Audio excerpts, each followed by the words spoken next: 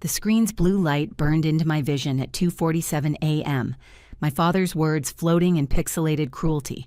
Effective immediately, Mackenzie is relieved of duties for disloyalty. My hand tightened around my phone until the edges cut into my palm.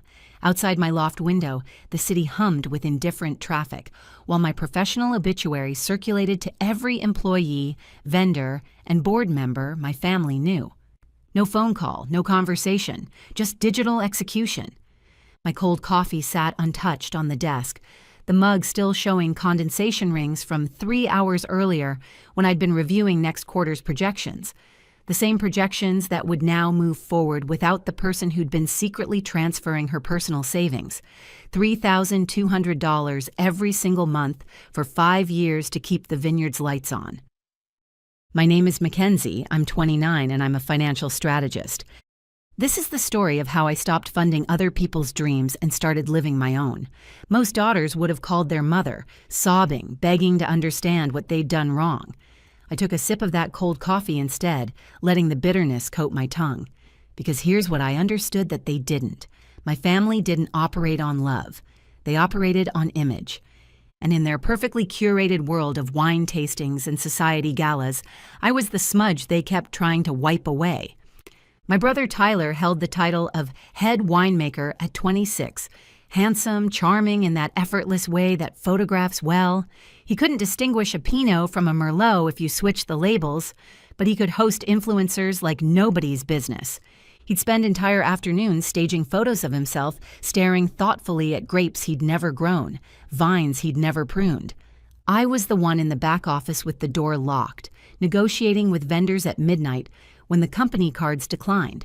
I was the one who'd put my name, my pristine credit score, my professional reputation on every loan that kept their luxury lifestyle running. My parents, Lisa and Richard, loved owning a vineyard the way some people love owning exotic pets. They loved the prestige, the gala invitations, the envious looks from their country club friends. What they hated was the actual work, the compliance forms, the labor disputes, the relentless mathematical reality that the vineyard had been hemorrhaging money for a decade. "Fix it, Mackenzie," my father would say, already halfway out the door to his golf game. "That's what you're good at, details." So I fixed it. I fixed it by pouring $192,000 of my own money into their overdraft fees over 5 years. I fixed it by personally guaranteeing the $125,000 operating line of credit that paid their staff. I fixed it by becoming the designated agent on the state liquor license because my father's prior bankruptcy made him ineligible. They'd forgotten one crucial detail in their late-night power trip. The vineyard wasn't really theirs anymore. It was a shell company propped up entirely by my personal guarantees. Every legal document that mattered had my signature on it, not theirs. I stared at that email, relieved of duties. And something close to laughter bubbled up in my chest. The sound echoed strangely in the quiet loft. They thought they were punishing me. They thought they were cutting loose a burden. They had no idea they'd just severed the only artery keeping their world alive. I stood and walked to my closet, my hands steady as I spun the dial on the fireproof safe bolted to the floor. Inside sat a manila envelope my attorney Tracy had made me prepare 3 years ago. "Just in case," she'd said. I thought she was being paranoid. Now I realized she'd been prophetic. I spread the documents across my desk, the revocation forms, the resignation of designated agent paperwork, the legal demolition codes. Then I logged into the bank's commercial portal, the screen glowing an eerie blue in the darkness. The operating account showed negative $47,000. I navigated to the guarantor settings and stared at the Remove Liability button. My finger hovered over it for exactly 3 seconds. For 29 years, I'd believed that my utility was my value, that if I just carried enough of their weight, eventually they'd look at me and see a daughter instead of a resource. I'd thought my martyrdom was love, but that email, disloyalty, snapped something fundamental inside me. They didn't see a daughter. They saw a tool. And tools don't have feelings. Tools get used until they break, then discarded. I clicked. "Are you sure you want to revoke liability?" "Yes," I whispered. The status bar turned red. Credit facility frozen. Immediate repayment required. I didn't stop. I opened the State Liquor Board website and filed my resignation as designated agent, uploading a screenshot of my father's termination email as proof. The confirmation appeared instantly. License status suspended pending new agent appointment. 10 minutes. That's all it took to dismantle the financial spine of their empire. I hadn't stolen anything. I hadn't touched their money. I'd simply taken back my name. The silence that followed felt like the first full breath I'd taken in years. They wanted to own the business. Now they owned all of it. The debts, the liabilities, the absolute silence of a bank account they couldn't access. Good luck, Dad. By the time dawn broke through my loft windows, I'd processed the shock and was running on pure adrenaline and vindication. Morning arrived with aggressive brightness. My phone, mercifully on silent, began vibrating across the coffee table in seizure-like bursts. Mom. Stop this drama right now. Dad. Mackenzie, the bank login isn't working. We have payroll tomorrow. Fix it now. Tyler. LOL, Dad really fired you. Good luck finding another job where you can hide in a basement all day. Also, the corporate card got declined at the gas station. Unfreeze it. They still didn't understand.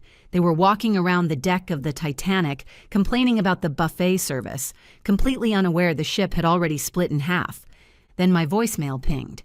Not family. Mr. Henderson, the corporate attorney who usually only called to bill us for his golf outings. Mackenzie. His voice was stripped of its usual pompous leisure, tight and breathless. We have a catastrophic situation. The bank issued a demand for full repayment. They're saying the guarantor withdrew and the state board flagged the liquor license as inactive. Distributors are freezing shipments. Please tell me this is a glitch. Call me. I stepped onto my balcony with fresh coffee. The morning air smelled of rain and exhaust. I replayed the lawyer's panic and started laughing. A rich, genuine sound. It's fascinating watching people realize they confused status with power. My parents had spent decades thinking that because they owned the land, because they had the family crest on the bottles, because they sat at the head of the table, they were royalty. But you can't be royalty when you're renting the throne. They'd built their entire identity on a lifestyle they couldn't afford, leasing their prestige on my credit score. And when you rent your power, the landlord can always change the locks. I imagine the scene at the Vineyard office. The declined cards, the frozen screens, the slow dawning realization on my father's face that he couldn't just order the bank to respect him. I didn't answer the lawyer, I didn't answer my mother, I didn't answer Tyler. I took a sip of coffee. I wasn't the fixer anymore. I was the audience. My phone buzzed again. Tracy this time. I picked up immediately. Mackenzie, are you sitting down? Her voice was low and serious. I'm fine, Tracy. What is it? Did they file an injunction? No. I was filing your formal dissociation paperwork with the Secretary of State and triggered a flag in the system. There was a pending lien search on the Vineyard entities. She paused. Mackenzie, I pulled the filings. There's a draft contract. Your parents have been in secret negotiations for 6 months to sell the Vineyard to a global conglomerate. The purchase price is listed at $8 million. The world tilted. $8 million. They were selling. But here's the thing, Tracy continued, her voice turning to ice. The deal structure lists you as key personnel. The buyers made the sale contingent on you staying for 2 years as transition manager. But the payout schedule? 100% to Richard and Lisa. 0 equity for you. 0 bonus. Just a salary contract. I sat very still as the final piece clicked into place. The email firing me wasn't a tantrum. It was strategy. They'd probably planned to rehire me as a consultant once the deal closed, stripping me of any claim to the family business while forcing me to run it for their new bosses. They were going to sell the empire I'd built, pocket $8 million, and leave me with a job description and a pat on the head. It wasn't just ingratitude. It was theft. Calculated, cold-blooded theft of every sacrifice I'd made. Any lingering guilt about freezing those accounts evaporated instantly. Tracy, I said, my voice calm and cold, do we have contact information for the buyer's legal team? Right here. Send them a material change notice. Inform them that the key personnel listed in their due diligence has been terminated for disloyalty. Inform them the liquor license is void and operating capital is frozen. Attach my father's email as proof. I could hear Tracy's smile through the phone. With pleasure. If I don't get a seat at the table, I said, nobody eats. They wanted to sell my work. They wanted to cash out on my sweat. They were about to discover that without me, they weren't selling a business. They were selling a liability. The deal was dead before the ink dried. 4 days later, I received a text from my mother. The annual Harvest Gala was still scheduled for that Saturday evening, and vendors were demanding proof of liquor license reinstatement before they'd even show up. I knew this would be chaos, but I wanted to collect my personal belongings from the office before they changed the locks entirely. 7 p.m. found me pulling onto the gravel driveway as the gala officially began. The air smelled like panic. No valet. Catering trucks parked haphazardly on the lawn, drivers standing in angry clusters with crossed arms. I walked past them, keeping my head high. I wasn't here to save the party. I was here to collect the personal files and family photos I'd left in my office. The main tasting room looked like a disaster zone. The bar was taped off with yellow caution tape, the result of operating without a license. Guests in tuxedos and evening gowns stood holding empty glasses, looking confused and irritated. The jazz band was packing up their instruments. I slipped through the crowd toward the back offices. I made it as far as the barrel room before they cornered me.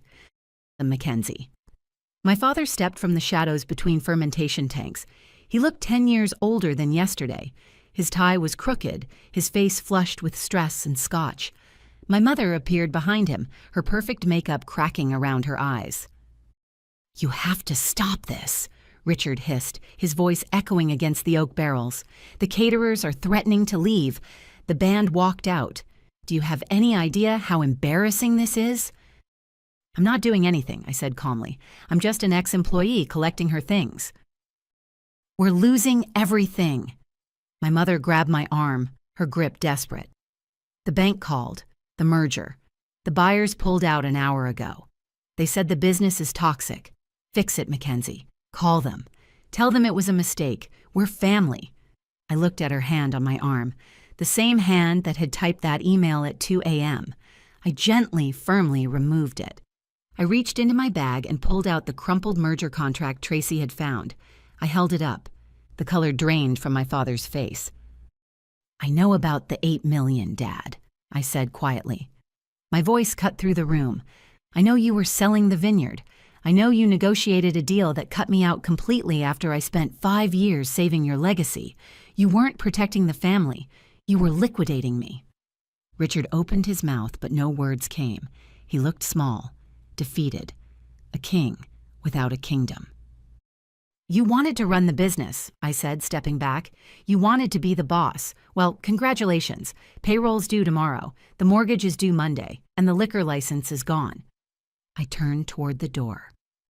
"Mackenzie, you can't leave us like this," my mother wailed. "We don't know how to run this place." I stopped at the threshold and looked back one last time. "I know," I said. "You fired the only person who did." I walked out into the cool night air, leaving them in the silence of the cellar, surrounded by thousands of gallons of wine they couldn't sell and a legacy they'd destroyed with their own greed. The collapse didn't happen all at once. It was a slow, agonizing slide that I watched unfold over the following months through legal filings and occasional messages from Tracy. The bank foreclosed on the vineyard inventory within 30 days. The merger remained dead, buried under the material change I'd triggered. Tyler quit the moment the first paycheck bounced. His loyalty had a very specific dollar value. He moved back in with our parents temporarily, then disappeared to Los Angeles chasing influencer opportunities. Last I heard through mutual acquaintances, he was bartending and still posting carefully filtered photos that suggested a lifestyle he couldn't afford. Mr. Henderson, the corporate attorney, sent me one final email 3 weeks after the confrontation. It was brief. "I've withdrawn from representation. Best of luck to you, Mackenzie. You deserved better." I never heard from him again. My parents were forced to sell the estate in pieces. The land went to a developer. The equipment went to competitors at auction. The legacy they'd worshipped was dismantled piece by piece.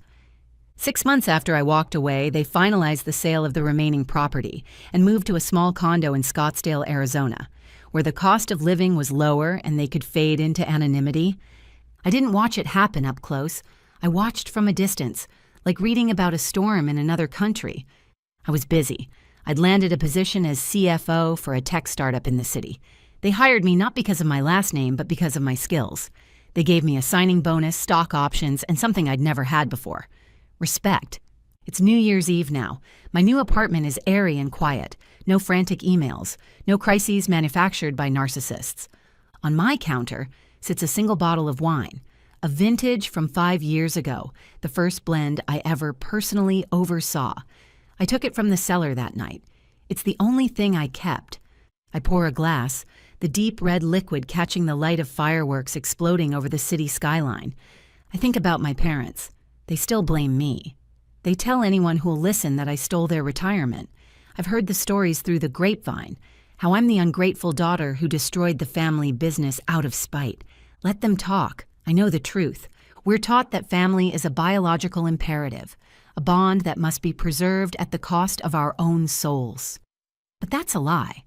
Family isn't blood. It's behavior. It's respect. And sometimes the most loving thing you can do for yourself is to amputate the limb that's poisoning the rest of the body. Walking away wasn't an act of war. It was an act of self-preservation. I didn't lose a family. I found a future.